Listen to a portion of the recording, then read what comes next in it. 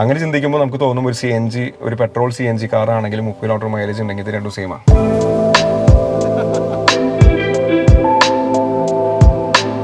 ഒരു 0 to 100 ഒറ്റ സ്ട്രെച്ചിൽ എത്രന്നില്ല. നമ്മളിപ്പോൾ ഒരു തവണ 30% ചാർജ് ചെയ്തു, പിന്നെ തവണ 30% ചാർജ് ചെയ്തു, പിന്നെ ഒരു 40% ചാർജ് ചെയ്യുമ്പോഴാണ് 100% ആവണുള്ളൂ. അപ്പോഴാണ് ഒരു ചാർജിങ് സൈക്കിൾ ആവണുള്ളൂ. അപ്പൊ അങ്ങനെ നോക്കുമ്പോൾ LFP ബാറ്ററീസ് പറയുന്നത് 2000 ചാർജിങ് സൈക്കിൾസ് ആണ്.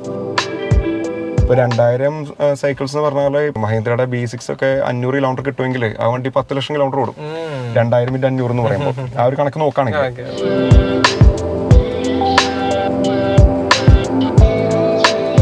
EV വണ്ടികൾ ഉപയോഗിക്കുന്ന ആൾക്കാരുടെ മെയിൻ ഒരു കാര്യം അവര് വണ്ടിയുടെ ചാർജും കിലോമീറ്ററും ഒക്കെ കൃത്യമായിട്ട് വെരിഫൈ ചെയ്തിട്ടുണ്ടാവണം വണ്ടി എടുക്കുന്നതിന് മുമ്പ്. വന്നോ എടുക്കോ എന്ന കോൺസെപ്റ്റ് നടക്കത്തില്ല. ചാർജ് ചെയ്യുമ്പോഴും ഇതുപോലെ ശ്രദ്ധിക്കണം, നന്നായിട്ട് ശ്രദ്ധിക്കണം. അപ്പൊ അങ്ങനെ നമ്മള് മഹീന്ദ്ര വേണ്ടെന്ന് വെച്ചു. എന്ന് വെച്ചാല്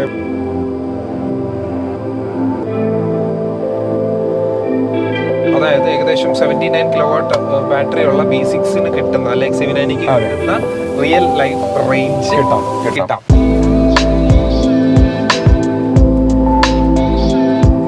hello friends, welcome back to another episode. വീണ്ടും ഒരു മഴയത്തൊരു ഷൂട്ടുമായിട്ട് നമ്മൾ വന്നിരിക്കുന്നു. മഴ നനഞ്ഞുകൊണ്ട് തന്നെ ആയിരിക്കും ഇന്നത്തെ ഷൂട്ടെന്ന് പ്രതീക്ഷിക്കുന്നു. കാരണം ഫുൾ മഴ ക്ലൈമറ്റാണ് നമ്മുടെ നാട്ടിൽ, ഇപ്പോൾ എല്ലാവർക്കും അറിയാം. പക്ഷേ ഇന്ന് നമ്മൾ കൊണ്ടുവന്നിരിക്കുന്നത് ഒരു ഇലക്ട്രിക് വാഹനമാണ്. അതായത് ഇലക്ട്രിക് കാർസ് മഴയത്ത് യൂസ് ചെയ്യുന്നതിന് കുറേ കൺസേണുകളും കുറേ പ്രശ്നങ്ങളും ആളുകൾ പറയാറുണ്ട്. അങ്ങനെ പ്രശ്നങ്ങളുണ്ടോ എന്നുള്ള കാര്യങ്ങളൊക്കെ നമുക്ക് അറിയാനുണ്ട്.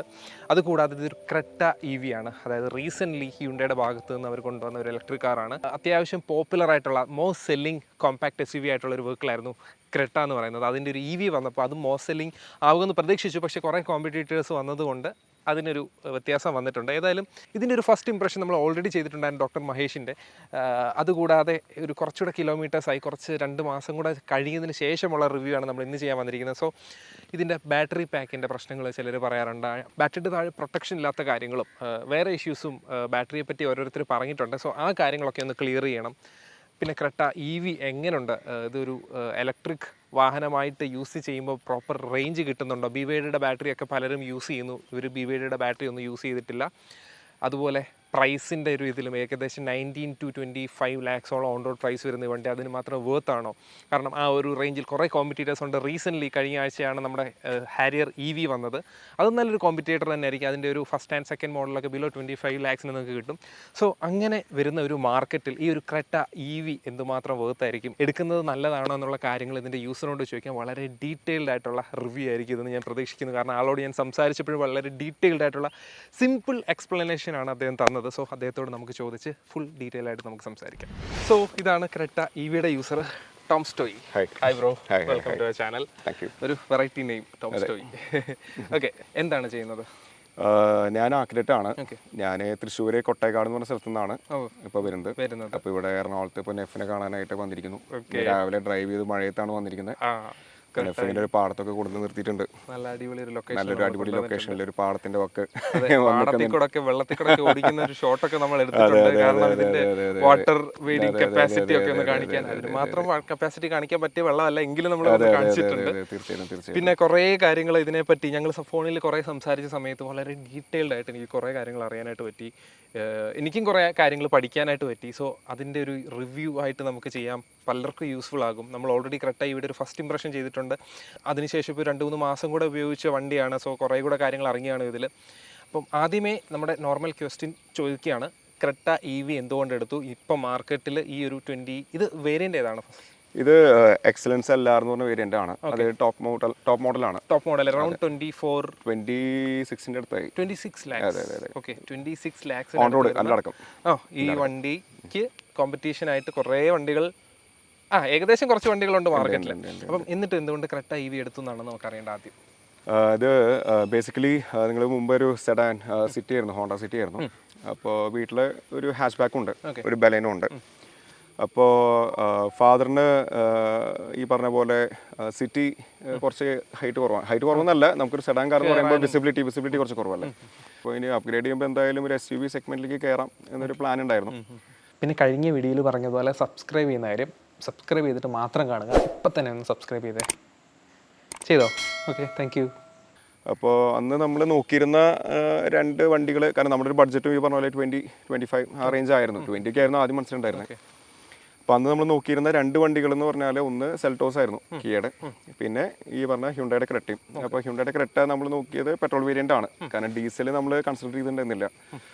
ഈ പറഞ്ഞ പോലെ ഈ ഭാവിയിൽ ഇനി ഡീസൽ വണ്ടികളുടെ റീസെയിലോ അല്ലെങ്കിൽ ഈ പറഞ്ഞ പോലെ ഡീസൽ വണ്ടികളുടെ, കാരണം നമുക്ക് മുമ്പ് ഒരു ഡീസൽ വണ്ടി ഉണ്ടായിരുന്നു, ഒരു ഫോർഡിൻ്റെ ഒരു വണ്ടി ഉണ്ടായിരുന്നു. ആ വണ്ടിക്ക് അത്യാവശ്യം കുറേ കംപ്ലയിൻസ് ഉണ്ടായിരുന്നു, അത് ഫോർഡ് ഫിയസ്റ്റ.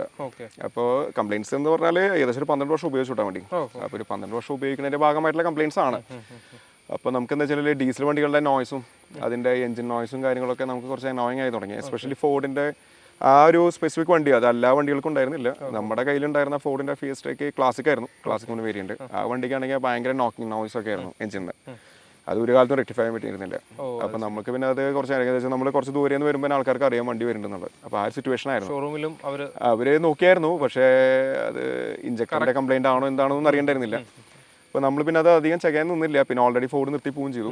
അപ്പോൾ അങ്ങനെ നമ്മൾ ഫോർഡ് മാറ്റിയിട്ടാണ് ബെലേനോ ഒരു ഓട്ടോമാറ്റിക്, അങ്ങനെയാണ് ആദ്യമായിട്ട് ഓട്ടോമാറ്റിക് വണ്ടിയിലേക്ക് കയറുന്നത്. അത്രയും കാലം മാനുവൽ വണ്ടികളായിരുന്നു. അപ്പോൾ ബെലേനോ ഇപ്പോൾ ഒരു 2 വർഷം ആയിട്ടുള്ളൂ എടുത്തത്. അപ്പോൾ ബെലേനോ എടുത്ത് കഴിഞ്ഞപ്പോഴാണ് നമുക്ക് ഓട്ടോമാറ്റിക് വണ്ടികളുടെ ഒരു കംഫർട്ടും, കാരണം അത്രയും കാലം നമ്മൾ വിചാരിച്ചത് മാനുവൽ വണ്ടികളാണ് ആണുങ്ങൾക്ക് പറ്റിയ വണ്ടി, അതായത് മാച്ച് ഓഫ് ഫീൽ എന്ന് പറയുന്നത് മാനുവൽ വണ്ടികളാണ് എന്നുള്ളൊരു തെറ്റിദ്ധാരണ ഉണ്ടായിരുന്നു, ടു ബി ഫ്രാങ്ക്. അപ്പോൾ ഓട്ടോമാറ്റിക് ഓടിച്ചപ്പോഴാണ് ഓട്ടോമാറ്റിക്, അതും നമുക്ക് എന്താ കാര്യം വെച്ചാൽ അന്ന് കാലത്ത് CVT അല്ലെങ്കിൽ ടോക്ക് കൺവേർട്ടർ എന്ന് പറഞ്ഞ വണ്ടികളൊക്കെ ഓട്ടോമാറ്റിക് ചെറിയ വണ്ടികൾ വരില്ലേ വളരെ വിരളമായിട്ടായിരുന്നു, അല്ലെങ്കിൽ ഉണ്ടെങ്കിൽ തന്നെ മൈലേജും കുറവായിരുന്നു CVT അല്ലെങ്കിൽ ടോക്ക് കൺവേർട്ടർ വണ്ടികൾക്കൊക്കെ.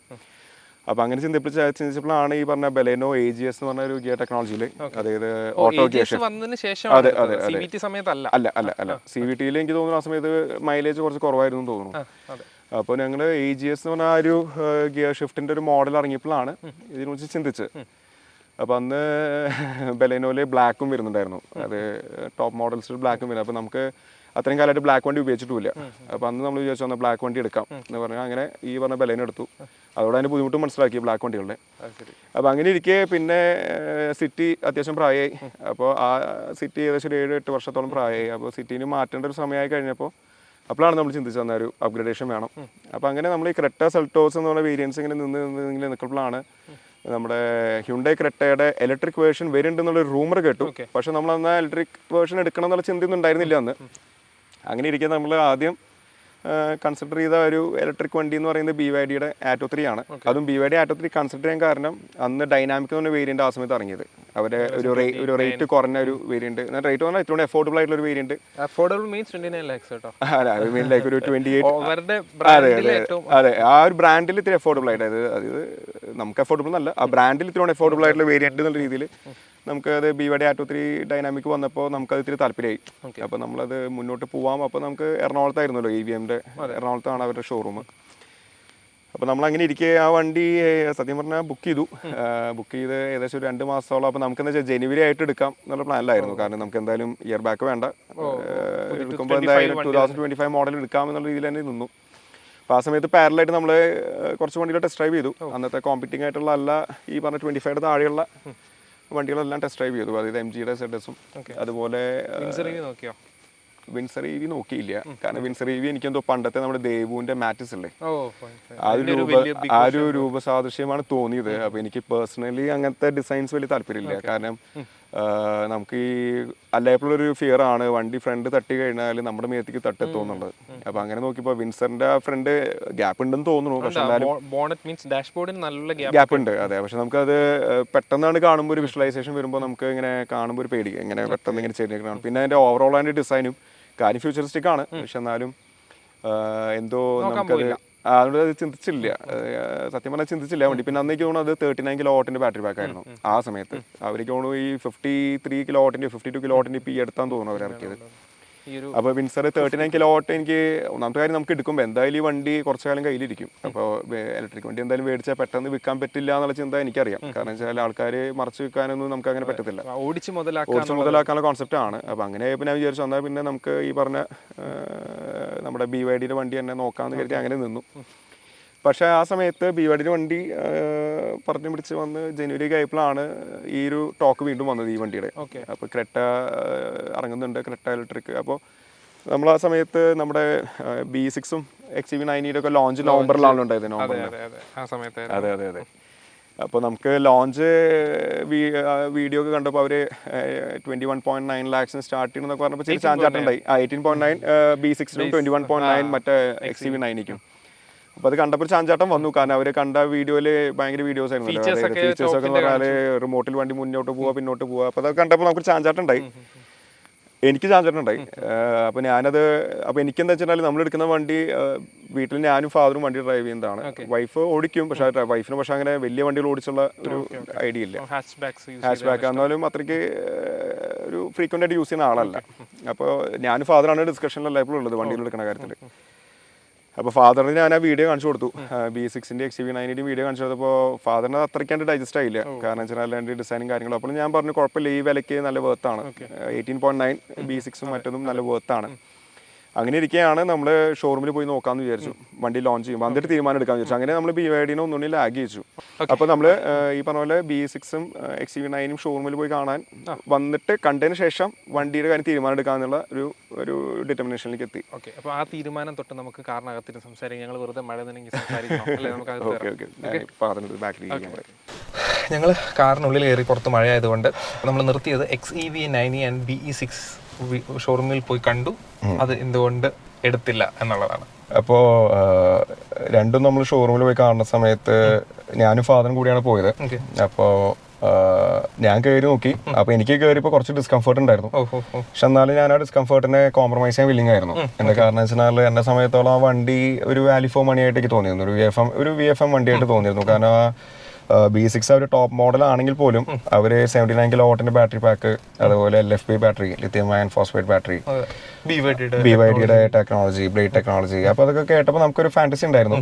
പക്ഷേ നമുക്ക് ഉണ്ടായിരുന്ന ഒരു ഫാക്ടർ എന്താണെന്ന് വെച്ചാൽ വണ്ടിയിൽ കെയറിലും ഇറങ്ങലും കുറച്ച് ബുദ്ധിമുട്ടായിരുന്നു. എനിക്കെന്നല്ല, എൻ്റെ ഫാദറിന് അതിനേക്കാൾ കൂടുതൽ ബുദ്ധിമുട്ടായിരുന്നു. ഫാദർ തല തട്ടുന്നു. അപ്പോൾ ഫാദർ 6 feet അടുത്തുണ്ട്.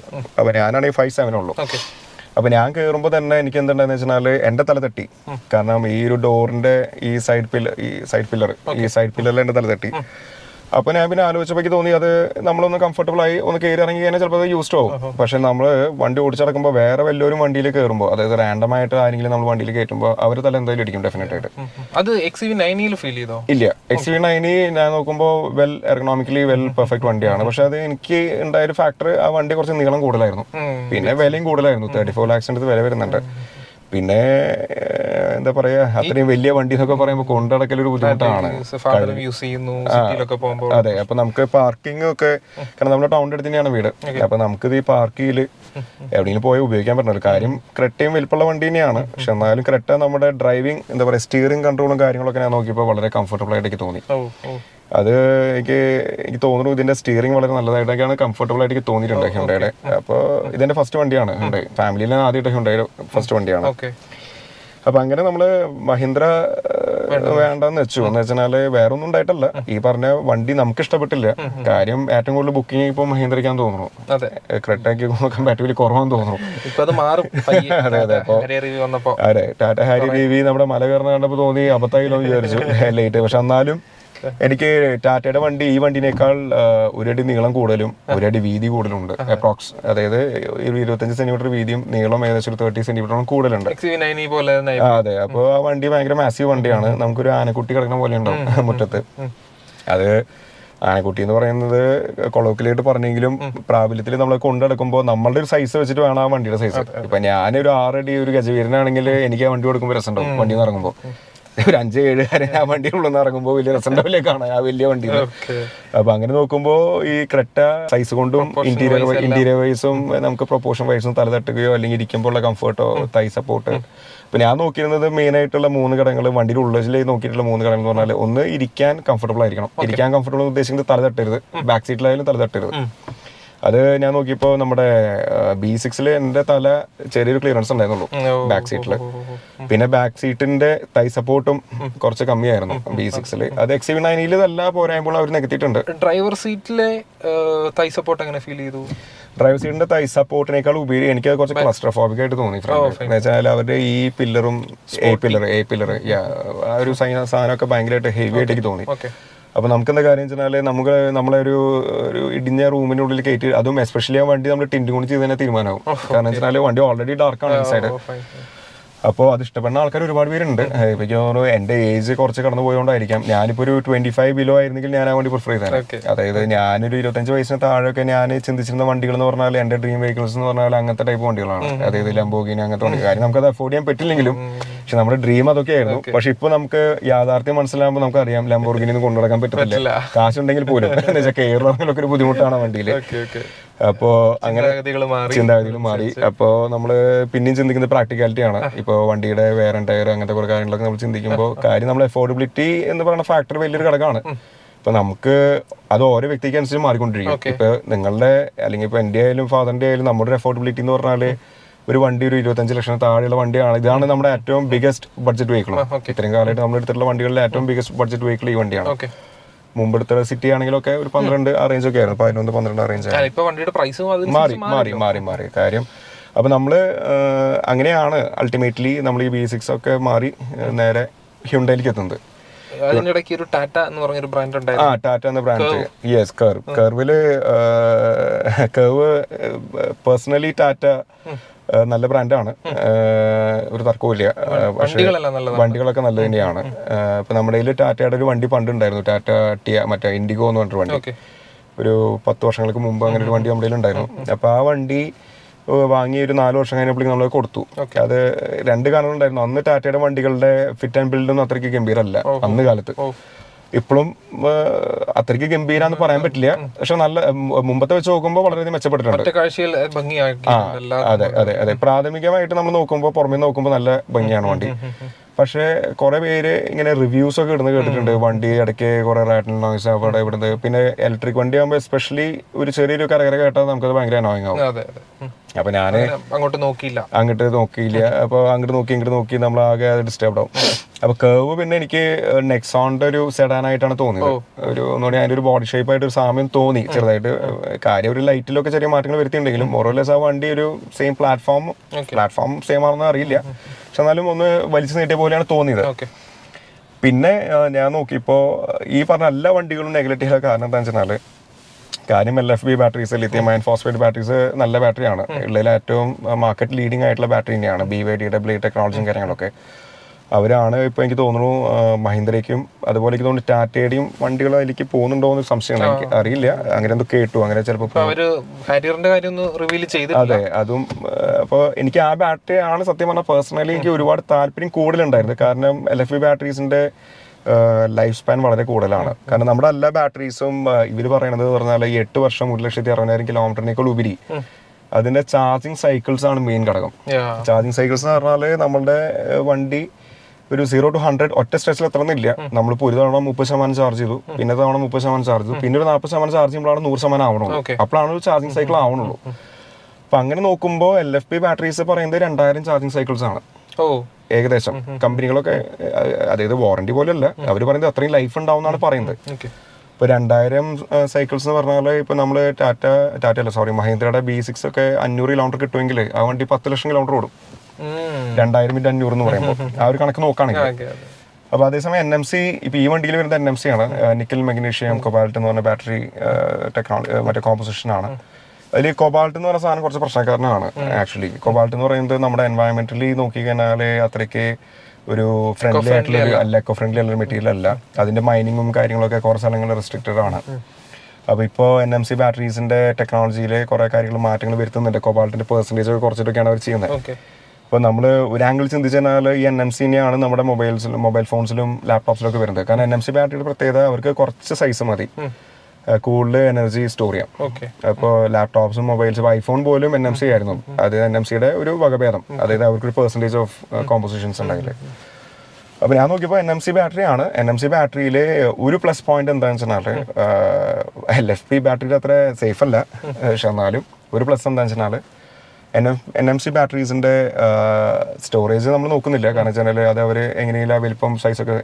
ശിവന്റെ ഈ ഒരു നമ്മൾ വണ്ടി ഓടിക്കുമ്പോൾ കിട്ടുന്ന ആ ഒരു ഡ്രൈവിംഗ് സ്പിരിറ്റ് ഉണ്ടല്ലോ, അതെനിക്ക് തോന്നുന്നു NMCയിൽ കുറച്ചുകൂടി കൂടുതലാണെന്ന് തോന്നുന്നു LFPനേക്കാൾ. കാരണം വെച്ചാൽ ഡിസ്ചാർജ് കേപ്പബിലിറ്റി ഇവൻ കുറച്ചുകൂടി നല്ലതാണ് ഇവന്റെ. അതായത് പെട്ടെന്നൊക്കെ നമ്മൾ ഇതിന്റെ സ്പോർട്സ് മോഡലൊക്കെ കിട്ടുന്നൊരു ചവിട്ടി ചെയ്യാനല്ലേ ഇവൻ കയറുന്ന പോക്കെന്ന് പറഞ്ഞാൽ ഗംഭീര പോക്കാം. ഓക്കെ, പിന്നെ അത് കൂടാതെ തന്നെ ഇവരുടെ നമ്മൾ സാധാരണ എല്ലാ വണ്ടികളുടെയും ബേസിക്കലി എല്ലാ ബാറ്ററീസും ലിഥിയം അയൺ ആണ്. കാരണം ലിഥിയം അയൺ എന്ന് പറയുന്നത് ഒരു ഇലക്ട്രോലൈറ്റ് ആണല്ലോ ബേസിക്കലി. അതായത് ലിഥിയം അയൺ ബാറ്ററീസിൽ ഈ പറയുന്ന കാത്തോഡിലാണ് മാറ്റങ്ങൾ വരുന്നത്. ഇപ്പം നമ്മുടെ LFP ബാറ്ററീസിൽ കാത്തോഡ് ലിഥിയം അയൺ ഫോസ്ഫേറ്റ് എന്ന് പറഞ്ഞ മെറ്റീരിയലാണ് വരിക, മിനറൽസ് ആണ് വരിക. ഈ വണ്ടിയിൽ കാത്തോഡിൽ നിക്കൽ മെഗ്നീഷ്യം കോബാൾട്ട് ആണ്. ആനോഡ് ബേസിക്കലി എല്ലാത്തിൻ്റെയും സെയിം ആണ്, കാർബൺ എന്ന് പറഞ്ഞൊരു മെറ്റീരിയലാണ്. അപ്പോൾ സാധാരണ നമ്മൾ നോക്കിക്കഴിഞ്ഞാൽ ഈ ഇലക്ട്രോലൈറ്റ് എന്ന് പറയുന്നത് ലിക്വിഡ് ഇലക്ട്രോലൈറ്റ് ആണ്. പക്ഷെ ആ ടെക്നോളജി ഇപ്പോൾ മാറാറായി. ഇപ്പോൾ ആ ടെക്നോളജി ഇപ്പോൾ ഓൾറെഡി BYD ഇപ്പോൾ സോളിഡ് സ്റ്റേറ്റ് ബാറ്ററീസ് ഇൻട്രൊഡ്യൂസ് ചെയ്തിട്ടുണ്ട് BYD. അപ്പോൾ അവർ തന്നെ പറയുന്നുണ്ട് 2027 ആകുമ്പോഴേക്കും അവരുടെ നാട്ടിലൊക്കെ ഈ സാധനം വളരെ കോമൺ ആവുമെന്ന് പറയുന്നുണ്ട്. അപ്പോൾ ഇന്ത്യയിലേക്ക് ഒരു 2030 ആകുമ്പോഴേക്കും ഈ സാധനം എത്തും. അപ്പോൾ എനിക്കുണ്ടായിരുന്ന ഒരു കൺസേൺ NMC ബാറ്ററീസ് കുറച്ച് എക്സ്പെൻസീവ് ആണ്. ലിഥിയം അയൺ ഫോസ്ഫേറ്റ് ബാറ്ററി വെച്ച് നോക്കുമ്പോൾ എക്സ്പെൻസീവ് ആണ്. പക്ഷെ നമുക്ക് ഓൾറെഡി കമ്പനി 8 വർഷം വാറണ്ടി തരുമ്പോൾ 8 വർഷം വരെ സേഫ് ആണ്. അപ്പോൾ 8 വർഷം എന്ന് പറയുമ്പോൾ 2033 2025 എടുത്ത വണ്ടിയാണെങ്കിൽ. അപ്പോൾ ആ സമയത്ത് നമ്മളിപ്പോൾ ലിഥിയം അയൺ ഫോസ്ഫേറ്റ് ബാറ്ററി ആണെങ്കിലും NMC ബാറ്ററി ആണെങ്കിലും അന്ന് നമ്മൾ ബാറ്ററി മാറ്റേണ്ട ഒരു സിറ്റുവേഷൻ ആണെങ്കിൽ നമ്മൾ ഒരിക്കലും ഈ പറയുന്ന NMCയുടെ അല്ല ഞാൻ പറയുന്നത് സോളിഡ് സ്റ്റേറ്റ് ബാറ്ററിയിലേക്ക് ചിലപ്പോൾ അന്ന് അപ്ഗ്രേഡേഷൻ ഉണ്ടാവുക. കാര്യം വണ്ടിയുടെ പ്രോഗ്രാമിംഗ് എല്ലാം മാറേണ്ടി വരുമായിരിക്കും. പക്ഷെ എന്നാലും ഈ സോളിഡ് സ്റ്റേറ്റ് ബാറ്ററീസിന്റെ ചെറിയ സൈസിൽ കൂടുതൽ കിലോമീറ്റർ ഓടാനുള്ള കപ്പാസിറ്റി, അതും പെട്ടെന്ന് ചാർജ് ചെയ്യാനും പറ്റാവുന്ന ബാറ്ററീസ് ആണ്. മിനിമം ഒരു 1000-1500 കിലോമീറ്റർ ഒക്കെ ഓടാനുള്ള കപ്പാസിറ്റി ഈ സോളിഡ് സ്റ്റേറ്റ് ബാറ്ററീസ് ഉണ്ടാവും. അപ്പോൾ നമ്മളങ്ങനെ ചിന്തിച്ചപ്പോൾ വിചാരിച്ചു ബാറ്ററി മാറ്റാനെ കുറിച്ച് ഇപ്പോൾ ചിന്തിച്ച് ആലോചിച്ച് ടെൻഷൻ അടിക്കേണ്ട കാര്യമില്ല. കാരണം വെച്ചാൽ 8 വർഷം കഴിയുമ്പോഴും ചിലപ്പോൾ മൊത്തമായിട്ട് അവർ ചിലപ്പോൾ പോവുക, ചിലപ്പോൾ കുറച്ച് ദിവസം പോകുന്നുണ്ടാവും, ചില സെൽസ് ആയിരിക്കും പോകുന്നുണ്ടാവും. അതും ആ സമയത്ത് നമ്മുടെ നാട്ടിലത്തെ ആൾക്കാർ ഇത് എന്തായാലും പൊളിച്ചു പണിയേണ്ട പരിപാടിയൊക്കെ പഠിക്കും 8 വർഷം കഴിയുമ്പോൾ. അപ്പോൾ 8 വർഷം എന്ന് പറയുമ്പോൾ ഇപ്പോൾ നമ്മുടെ ഇപ്പോൾ ഞാൻ ആലോചിക്കായിരുന്നു, ഇപ്പോൾ എൻ്റെ ഒരു ഇലക്ട്രിക് സ്കൂട്ടർ ഉണ്ട്, TVSന്റെ iQube എന്ന് പറഞ്ഞിട്ട്. അപ്പോൾ അങ്ങനെയാണ് നമ്മൾ ഇലക്ട്രിക് എന്ന് പറഞ്ഞ വണ്ടിയുടെ ഒരു ഫാന്റസിയിലേക്ക് എത്തുന്നത്. കാരണം ആ സ്കൂട്ടർ ഓടിച്ചു തുടങ്ങിയപ്പോൾ നമുക്ക് മനസ്സിലായി ഇലക്ട്രിക് വണ്ടികൾ രസമാണ് ഓടിക്കാനായിട്ട്. അപ്പം അങ്ങനെ ഞാൻ നോക്കിയപ്പോൾ അന്ന് ഞാൻ അടുത്ത സമയത്തും ഇതുപോലെ എൻ്റെ അടുത്ത് കുറേ പേര് ചോദിച്ചു ഈ പറഞ്ഞ പോലെ ഇലക്ട്രിക് വണ്ടിയൊക്കെ അബദ്ധമായിരിക്കും. അപ്പം ഞാൻ ചിന്തിച്ച കോൺസെപ്റ്റ് ഇത്രയേ ഉള്ളൂ. സ്കൂട്ടറിന് അന്ന് 1.35 50,000 കിലോമീറ്റർ വണ്ടി വാറണ്ടി തരുന്നുണ്ട്. ഇപ്പോൾ 3 വർഷം ആവാറേ വണ്ടി. അപ്പോൾ ആ വണ്ടി ഏകദേശം 32,000 കിലോമീറ്റർ ഓടി. അപ്പോൾ ഞാൻ നോക്കുമ്പോൾ ഒരു 30,000 കിലോമീറ്റർ ഓടിയാൽ നമ്മൾ സാധാരണ പെട്രോൾ ഓടിക്കുന്ന കാശ് നോക്കിയാൽ തന്നെ ഏകദേശം 10,000-50,000 രൂപ പെട്രോൾ ഓടിക്കണം ആ വണ്ടിയിൽ. അപ്പോൾ അങ്ങനെ നോക്കുമ്പോൾ ആ വണ്ടി എനിക്ക് ഇനി കളഞ്ഞാലും നഷ്ടമില്ല. എന്ന് വെച്ചാൽ ഇനിയിപ്പോൾ 3 കൊല്ലം കഴിയുമ്പോൾ എൻ്റെ വാറണ്ടി തീർന്നിട്ട് ബാറ്ററി അടിച്ച് പോയാൽ ഞാൻ ആ വണ്ടിയെ കളയും, സ്ക്രാപ്പ് ചെയ്യും, അത്രയേ ഉള്ളൂ. അതിപ്പോൾ അതായത് 3 കൊല്ലം മതി. എന്നെ സമയത്തോളം ഒരു ശരിക്കും 50,000 കിലോമീറ്റർ ഓടിയാൽ അടിപൊളിയായി. പക്ഷേ 50,000 കിലോമീറ്റർ എത്തിക്കാൻ വേണ്ടി നമുക്ക് ഓടിച്ചടക്കാൻ പറ്റില്ല അത്രയധികം. പക്ഷേ ആ ഒരു ട്രാവൽ ഓഫ് നമ്മൾ പറയില്ല ഫ്രീഡം ഓഫ് ട്രാവൽ, അത് ആ സ്കൂട്ടർ കിട്ടിയപ്പോൾ മനസ്സിലായി. ഇപ്പൊ നമ്മളിപ്പോൾ ഒരു സാധനം വാങ്ങാനായിട്ട് ഒരു സ്ഥലത്തേക്ക് പോകുമ്പോൾ ചിലപ്പോൾ നമ്മൾ ആ സാധനം മേടിച്ച് വന്നിട്ട് അയ്യോ അത് മറ്റത് മേടിച്ചില്ലല്ലോ ഓർത്ത് നമ്മൾ വീണ്ടും തിരിച്ചു പോകും. അതേസമയം നമ്മളൊരു പെട്രോൾ സ്കൂട്ടർ ആണെങ്കിൽ, ഞാൻ സ്കൂട്ടറിന്റെ എക്സാമ്പിൾ പറയുന്നത് അതൊരു ഐഡിയ കിട്ടാനാണ്. പെട്രോൾ സ്കൂട്ടർ ആണെങ്കിൽ നമ്മൾ ചിന്തിക്കും അയ്യോ ഇനി വീണ്ടും ആ ഒരു 10 രൂപ സാധനം വാങ്ങാൻ ഒരു 20 രൂപ ചിലവാക്കണ്ടേ എന്ന് ചിന്തിക്കുമ്പോൾ നമ്മൾ ഡ്രോപ്പ് ചെയ്യും. പക്ഷെ അതേസമയം നമ്മളൊരു 5 രൂപ സാധനം വാങ്ങാൻ ചിലപ്പോൾ ഇലക്ട്രിക് സ്കൂട്ടർ എടുത്തിട്ട് 5 കിലോമീറ്റർ പോയിട്ട് മേടിച്ചിട്ട് വരുന്നത്. അതാണ് ഫ്രീഡം ഓഫ് ട്രാവൽ. അത് ആ സെയിം കോൺസെപ്റ്റ് കാറിന് അപ്ലിക്കബിൾ ആണ്. ഇപ്പോ ഒരു ഉദാഹരണം പറയാം. ഇപ്പൊ ഞാനും ഫാദറും കൂടിയിട്ട് ഒരു വട്ടം വെള്ളങ്കണ്ണി പോയിട്ടുണ്ടായിരുന്നു. അപ്പോൾ നമ്മൾ കഴിഞ്ഞ വർഷം ഇടയ്ക്ക് പോകാറുണ്ട്. അപ്പോൾ കഴിഞ്ഞ വർഷം ഞാൻ മുമ്പ് ബെലനിലാണ് പോയത്. അപ്പോൾ ഞാൻ ബെലനിൽ പോയി വന്നപ്പോൾ ഏകദേശം ഒരു 10,000-4,000 രൂപയുടെ 4,000-5,000 പെട്രോൾ അടിക്കേണ്ടി വന്നവര്. പക്ഷെ ഇതും കൊണ്ട് പോയി വന്നപ്പോൾ നമുക്ക് വീട്ടിൽ നിന്ന് ചാർജ് ചെയ്ത് കഴിഞ്ഞിട്ട് പിന്നെ പുറത്തുനിന്ന് ചാർജ് ചെയ്യാനായിട്ട് വന്ന ചിലവെന്ന് പറഞ്ഞാൽ ഏകദേശം 1,300-1,400 രൂപയാണ്. ഓക്കെ, അപ്പൊ ആ ഒരു സംഗതി നമുക്ക് നോക്കുമ്പോൾ ട്രാവൽ ചെയ്യാനായിട്ടുള്ള എക്സ്പെൻസ് വളരെ കുറവാണെന്ന് ചിന്ത വരുമ്പോൾ തന്നെ നമുക്ക് വണ്ടി എടുത്ത് ഓടിക്കാൻ തോന്നും. ഇപ്പൊ ഈ വണ്ടി എടുത്തിട്ട് ഏകദേശം 3 മാസം കഴിഞ്ഞിട്ടുള്ളൂ. ഇപ്പൊ 8,000 കിലോമീറ്റർ ഓടി. അത് യൂസ് കൂടി. കാരണം മുമ്പത്തെ വണ്ടികൾ ഒരു കൊല്ലം ഓടാറുള്ളത് 8,000 കിലോമീറ്റർ. ഇതിപ്പോ 3 മാസം 4 മാസം കൊണ്ട് 8,000 കിലോമീറ്റർ ഓടി. അപ്പൊ അതെന്താ കാണിച്ചാലും നമ്മളിപ്പോ സ്കൂട്ടർ ഉപയോഗിക്കൽ കുറഞ്ഞു. ഞാനിപ്പോ സ്കൂട്ടർ ഉപയോഗിക്കൽ കുറഞ്ഞു. പണ്ട് ഞാൻ സ്കൂട്ടർ ഒരു 5 കിലോമീറ്റർ വരെ സ്കൂട്ടർ കൊണ്ട് പോവാ. ഇതിപ്പോ ഞാൻ കാറും കൊണ്ട് പോകും. പാർക്കിംഗ് കിട്ടിയില്ലെങ്കിൽ റൗണ്ട് കൊണ്ട് അടിക്കും, കൊണ്ടുപോയിടും. അതന്നെ, കാരണം നമുക്ക് എൻ്റെ വീട്ടിൽ സോളാർ ഉണ്ട്. അപ്പോൾ സോളാർ വെച്ച് നമ്മൾ ചാർജ് ചെയ്യുമ്പോൾ നമ്മൾ നോക്കുമ്പോൾ കിലോമീറ്ററിന് 40 പൈസ. വീട്ടിലത്തെ സോളാർ നമുക്ക് KCB തരുന്ന പൈസ വെച്ച് കൺവേർട്ട് ചെയ്യുമ്പോൾ, കാരണം KCB നമുക്ക് 3 രൂപ തരുള്ളൂ എക്സസ് യൂണിറ്റിന്. 5.5 കിലോവാട്ട്. അപ്പൊ കഴിഞ്ഞ വർഷം വരെ നമുക്കൊരു കൊല്ലം 2,000 യൂണിറ്റ് ഒക്കെ നമ്മൾ എക്സസ് കൊടുക്കാറുണ്ടായിരുന്നു. ഓക്കെ, അപ്പൊ ഞാൻ നോക്കുമ്പോൾ ആ 2,000 യൂണിറ്റ് നമ്മൾ യൂസ് ചെയ്യുകയാണെങ്കിൽ ഇപ്പൊ വണ്ടി ചാർജ് ചെയ്യാൻ 2,000 യൂണിറ്റ് ഉപയോഗിക്കുമ്പോൾ നമുക്ക് ഏകദേശം 16,000 കിലോമീറ്റർ ഓടാളത് വീട്ടിലത്തെ സോളാറിന് കിട്ടും ഒരു കൊല്ലം. അപ്പൊ നമ്മൾ 20,000 കിലോമീറ്റർ ഓട്ടെങ്കിൽ ചിലപ്പോൾ 4,000 കിലോമീറ്റർ ചിലപ്പോൾ നമുക്ക് എക്സ്ട്രാ കറണ്ടിന്റെ യൂസിൽ വീട്ടിലത്തെ കറണ്ടിൽ ടാരിഫിൽ കയറുമായിരിക്കും. പക്ഷെ അല്ലെങ്കിൽ നമുക്ക് KCBക്ക് കിട്ടുന്ന കാശുണ്ടല്ലോ 3 രൂപ, അത് വെച്ച് കാൽക്കുലേറ്റ് ചെയ്യുമ്പോൾ നമുക്ക് 40 പൈസ കഷ്ടി വരുള്ളൂ, 40-45 പൈസ കിലോമീറ്ററിന് കഷ്ടി വരുള്ളൂ. അതും നമ്മൾ ഡേ ടൈമിലാണ് വേണ്ടി ചാർജിങ് ഉണ്ടെന്ന് വെച്ചാൽ നമുക്ക് ആ ടാരിഫിന്റെ ഇപ്പൊ നമ്മുടെ TOD എന്ന് പറഞ്ഞൊരു സിസ്റ്റത്തിലാണ് KCBയുടെ മീറ്റർ ഒക്കെ റൺ ചെയ്യുന്നത്. അതായത് രാവിലെ 6 തൊട്ട് വൈകുന്നേരം 6 വരെ നമ്മൾ ഉപയോഗിക്കുന്ന കറണ്ടിന് 10% ഡിസ്കൗണ്ട് ഉണ്ട്. അതേസമയം വൈകുന്നേരം 6 തൊട്ട് രാത്രി 10 വരെ 25% എക്സസ് ആണ്. അതേസമയം രാത്രി 10 തൊട്ട് രാവിലെ 6 വരെ നോർമലാണ്. അപ്പൊ ശരിക്കും പറഞ്ഞാൽ വൈകുന്നേരം 6 തൊട്ട് രാത്രി 10 വരെ കുത്തിയിട്ടാൽ 25% കൂടുതൽ കൊടുക്കണം. അതായത് ഇപ്പൊ നമ്മൾ 10 യൂണിറ്റ് ഉപയോഗിച്ചാൽ 12.5 യൂണിറ്റിന്റെ കാശ് കൊടുക്കണം KCBക്ക്. അതേസമയം ഡേ ടൈമിൽ നമ്മൾ മോർണിംഗ് 6 to വൈകുന്നേരം 6 ഇടയിൽ ഉപയോഗിക്കുന്ന 10 യൂണിറ്റ് ആണെങ്കിൽ അതുമ്പോൾ 1 യൂണിറ്റ് ഡിസ്കൗണ്ട് 10%. അപ്പൊ നമുക്ക് ശരിക്കും പറഞ്ഞാൽ കാറ് ചാർജിങ് ഇടുന്നത് ഡേ ടൈം ആണെങ്കിൽ അവിടെ നമുക്കൊരു 10% ലാഭമാണ്. അപ്പൊ അങ്ങനെ നോക്കുമ്പോൾ ഈ 40 പൈസ എന്നുള്ളത് 36 പൈസ ആയിട്ട് മാറും. 10% കുറയുമ്പോൾ 36 പൈസ എന്ന് പറയുമ്പോൾ കിലോമീറ്റേഴ്സ് എത്ര ഓടുന്നു അതനുസരിച്ച് അത്ര നല്ലൊരു എമൗണ്ട്. നമ്മൾക്കൊരു സ്കൂട്ടർ പെട്രോൾ സ്കൂട്ടർ കൊണ്ട് നടക്കാൻ 2 രൂപ വേണം കിലോമീറ്ററിന്. സോ എന്റെ ഇലക്ട്രിക് സ്കൂട്ടറിന് എനിക്ക് 10 പൈസ ചെലവ് വരുന്നത്. അപ്പൊ ഈ സോളാർ ഉള്ളതുകൊണ്ടാട്ടോ ഇതൊക്കെ. ഇതൊന്ന് സോളാർ ഇല്ലെങ്കിൽ ഇത് നേരെ ഡബിൾ ആവും, 1 രൂപയാവും. നോർമൽ ടാരിഫ് റേറ്റ് അങ്ങനെ ഒരു 8 രൂപ 9 രൂപ ടാരിഫ് റേറ്റ് നോക്കുമ്പോൾ നമുക്ക് ഏകദേശം ഒരു രൂപയുടെ അടുത്ത് വരും, 1 അല്ലെങ്കിൽ 1.25 രൂപ അടുത്ത് വരും. സോളാർ ഉള്ളതുകൊണ്ട് മാത്രമാണ് ഈ ഒരു കണക്ക്, അല്ലെങ്കിൽ ഈ കണക്ക് പ്രാബല്യത്തിൽ വരുമ്പോൾ കിട്ടില്ല. ഇന്നത്തെ ഒരു കാര്യം, ഒരു പോയിന്റ് കൂടി ഉള്ളത്, ഈ വണ്ടി നമ്മൾ പുറത്ത് പോയിട്ട് ചാർജ് ചെയ്യുകയാണെങ്കിൽ നമുക്കൊരു യൂണിറ്റിന് 25 രൂപ 26 ഒക്കെ വരുന്നുണ്ട്. ഓക്കെ, അങ്ങനെ നോക്കുമ്പോൾ നമുക്ക് സത്യം പറഞ്ഞ ഒരു കിലോമീറ്ററിന് 3.5 രൂപ ചെലവ് വരും. ഓക്കെ, അങ്ങനെ ചിന്തിക്കുമ്പോൾ നമുക്ക് തോന്നും ഒരു CNG, ഒരു പെട്രോൾ CNG കാർ ആണെങ്കിൽ 30 കിലോമീറ്റർ മൈലേജ് ഉണ്ടെങ്കിൽ ഇത് രണ്ടും സെയിമാണ്. ഓക്കെ, ഒരു petrol CNG car, diesel car ഞാൻ പറഞ്ഞില്ല, ഒരു പെട്രോൾ CNG കാറിന് ഒരു 25 കിലോമീറ്റർ അല്ലെങ്കിൽ ഒരു 30 കിലോമീറ്റർ മൈലേജ് കിട്ടുന്ന കാർ നോക്കുമ്പോൾ അതിന് 3.5 രൂപയാണ് കിലോമീറ്റർ ചാർജ് വരും. ഈ ഇലക്ട്രിക് വണ്ടി നമ്മൾ പുറത്ത് ചാർജ് ചെയ്യുക, അതായത് ഫാസ്റ്റ് ചാർജിങ് കേട്ടോ, ഫാസ്റ്റ് ചാർജിങ് ചെയ്ത് കഴിഞ്ഞാൽ 25-26 രൂപ വരുന്ന ചാർജിങ് സ്റ്റേഷൻസിൽ കുത്തിയിട്ടാൽ ഇതും ഏകദേശം 3.5 രൂപ ചെലവ് വരും, 3.5-4 രൂപയ്ക്ക് ചെലവ് വരും. അപ്പൊ അങ്ങനെ ചിന്തിക്കുമ്പോൾ ഈ വണ്ടി ലാഭമില്ല. ഇത് വീട്ടിൽ കുത്തിയിട്ട് ചാർജ് ചെയ്യുന്നവർക്ക് മാത്രമേ ഈ സാധനം ലാഭമുള്ളൂ. ഈ സാധനം പുറത്ത് കൊണ്ടുപോയി കുത്തിയിട്ടിട്ട് ലാഭം ഉണ്ടാവും ചിന്തിച്ച് തന്നെ നഷ്ടമാണ്. മണ്ടത്തരം. ഫാസ്റ്റ് ചാർജിങ്ങിന് എത്ര പ്രൈസ്? 26 രൂപ. അത് ഞാന് 17 തൊട്ടുണ്ട്. അതായത് കേരളത്തിൽ കുറച്ച് കമ്പാരിറ്റീവ്ലി കുറവാണ്. എനിക്ക് തോന്നുന്നു കേരളത്തിലുണ്ട്. അതായത് നമ്മുടെ ഈ മെഴ്സിഡസിന്റെ ഷോറൂമിലേക്ക് തോന്നുന്നു 120 കിലോവാട്ടിന്റെ DC ചാർജേഴ്സ് ഉണ്ട്. അപ്പോൾ മെഴ്സിഡസിന്റെ ഒക്കെ ഷോറൂമിൽ എത്ര ടാരിഫ് റേറ്റ് കൃത്യമായിട്ട് അറിയില്ല, പക്ഷേ 20+ GST ആണെന്നാണ് എന്റെ കണക്കൂട്ടൽ. 21+ GST 20+ GST അങ്ങനെ എന്തോ തോന്നുന്നു, എനിക്ക് കൃത്യമായിട്ട് അറിയില്ല.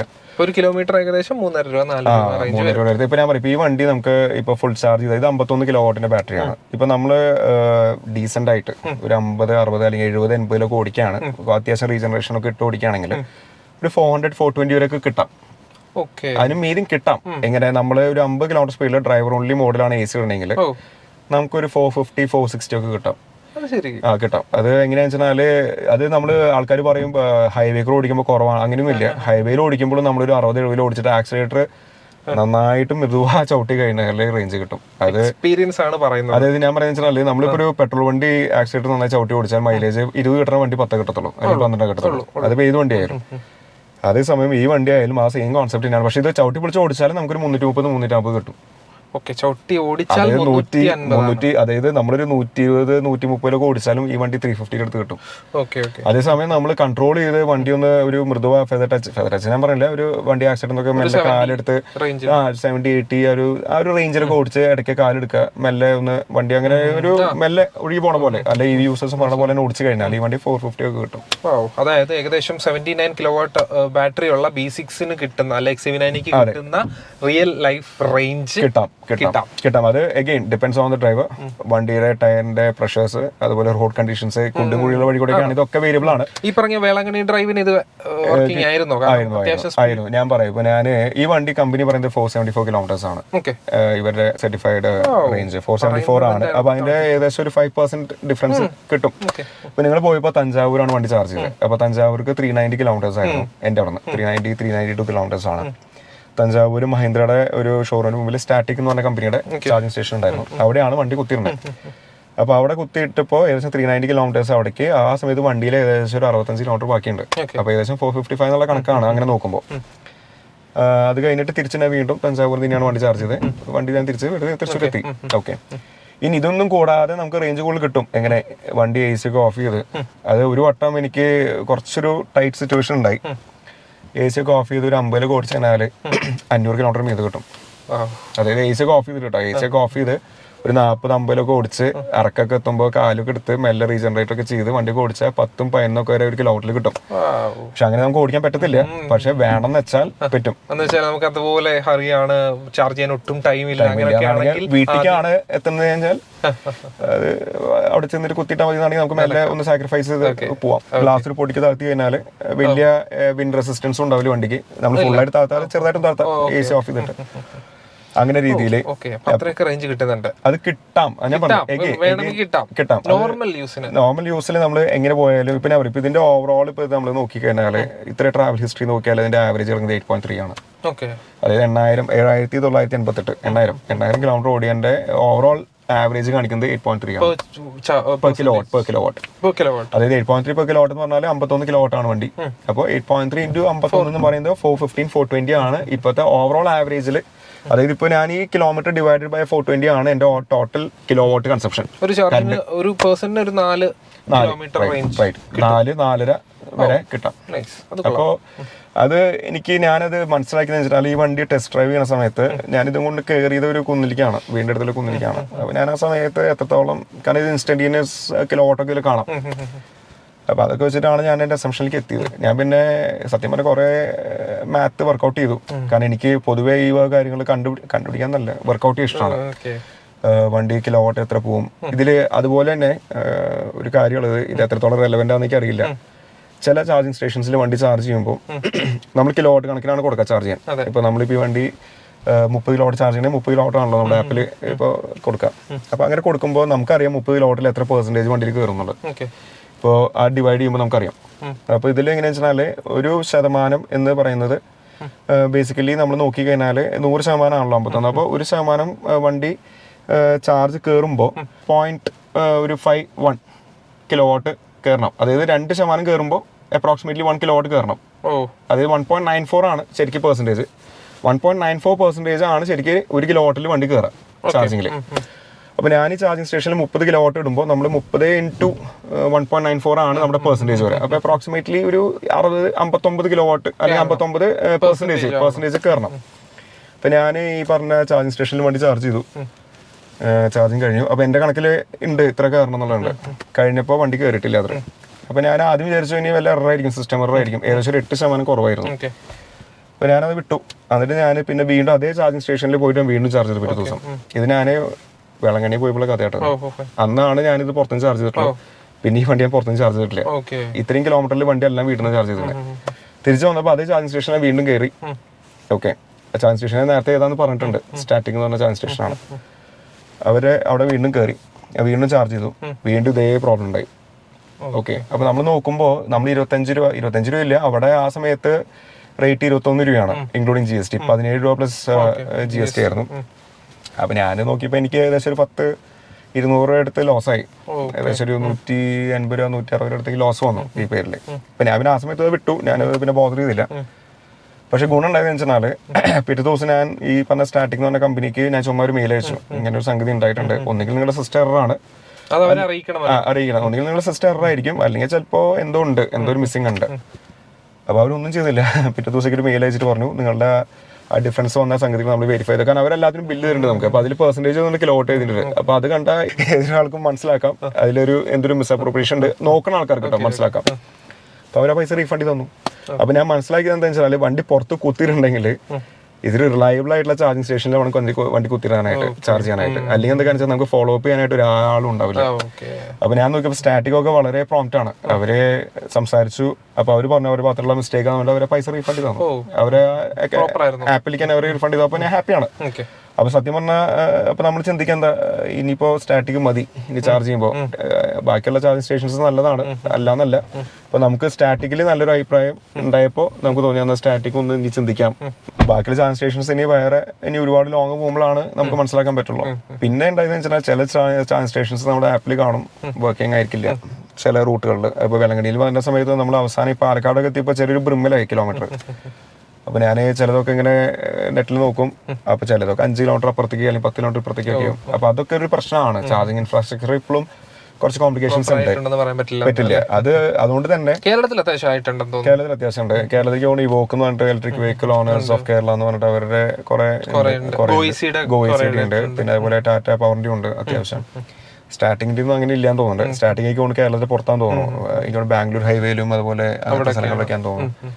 അപ്പോൾ മോറോലെസ് ഈ EV വണ്ടികൾ ഉപയോഗിക്കുന്ന ആൾക്കാരുടെ മെയിൻ ഒരു കാര്യം അവര് വണ്ടിയുടെ ചാർജും കിലോമീറ്ററൊക്കെ കൃത്യമായിട്ട് വെരിഫൈ ചെയ്തിട്ടുണ്ടാവണം വണ്ടി എടുക്കണേക്ക് മുമ്പ്. ഇതാ വന്നോ എടുക്കോ എന്ന കോൺസെപ്റ്റ് നടക്കത്തില്ല. ചാർജ് ചെയ്യുമ്പോഴും ഇതുപോലെ ശ്രദ്ധിക്കണം, നന്നായിട്ട് ശ്രദ്ധിക്കണം. കാരണം ഇതിപ്പോ ഞാൻ എൻ്റെ വീട്ടില് ഞാൻ കുത്തിയിടുന്നത് പോർട്ടബിൾ ചാർജറിലാണ്. ഞാൻ 2 കാര്യങ്ങളുണ്ട്. ഹോം ചാർജ് എന്ന് പറഞ്ഞിട്ട് ഹ്യുണ്ടായുടെ തന്നെ 11 കിലോവാട്ടിന്റെ ചാർജർ ഉണ്ട്. ഞാൻ എടുത്തിട്ടില്ല. അതിലാണ് ഏകദേശം 4 hours കൊണ്ട് ഫുൾ ചാർജ് ആണ്. ഏറ്റവും ഫാസ്റ്റിൽ ഹോം ചാർജിംഗ് ഉള്ള വണ്ടിയാണിത്. അപ്പൊ എനിക്ക് പോർട്ടബിൾ ചാർജർ 2.8 കിലോവാട്ടിന്റെ ആണ്. അപ്പൊ ഞാൻ മറ്റേ എടുക്കാണ്ടിരുന്നത് 2 കാരണമാണ്. ഒന്നെന്ന് പറഞ്ഞാല് 70,000-80,000 അടുത്ത് വിലയുണ്ട്, അതൊരു കാര്യം. അപ്പൊ ഞാൻ നോക്കിയപ്പോൾ അങ്ങനെ എമർജൻസി ഘട്ടങ്ങൾ വേണ്ടി പുറത്ത് ചാർജ് ചെയ്താലും നഷ്ടമില്ല. അതൊന്ന്, കാരണം 80,000 ഇൻട്രസ്റ്റ് മതി പുറത്ത് പോകുമ്പോൾ കുത്തിയിടാനായിട്ടുള്ള എക്സ്പെൻസ്. പിന്നെ ഞാൻ ആലോചിച്ച് എന്താ വെച്ചാല്, നമ്മളിപ്പോ ഡെയിലി 100-300 കിലോമീറ്റർ ഒന്നും ഓടിക്കുന്നില്ല. ഡെയിലി ഇപ്പൊ ഈ പറഞ്ഞ പോലെ ഏറിപ്പോയ ഒരു 100 കിലോമീറ്റർ മാക്സിമം. അതും ഇടയ്ക്ക് മാത്രമാണ് ഈ 100-200 ഉണ്ടാവുള്ളൂ. അല്ലെങ്കിൽ 20 കിലോമീറ്റർ 30 കിലോമീറ്റർ മാക്സിമം ഉണ്ടാകത്തുള്ളൂ.